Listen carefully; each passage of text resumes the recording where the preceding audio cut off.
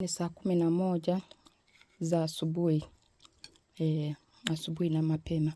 Nitafutie chumvi. Kila asubuhi ukiwa unaenda kazini. Umeshamaliza kuoga, unaamka saa 12, saa 11 unaenda kazini, nitafutie chumvi. Weka hivi kwa maji. Nitafutie sukari. Weka hivi kwa maji. Vinafanya kazi gani? Wewe huwa unakataliwa mara kwa mara. Unafanya kazi haziendi mbele. Unafanya chote kinashindikana kwa sababu ulichukuliwa nyota yako iko kwa mwingine inafanya kazi. Unafanya pesa uzioni, unafanya kama wenzako. Haya, nawa mikono kila asubuhi ukiwa unaenda kazini au unaenda kivyako. Kila asubuhi nawa mikono yako. Kila asubuhi nawa mikono yako. Ukitumia chumvi na sukari. Unawe mikono yako ukiwa unaenda kazini.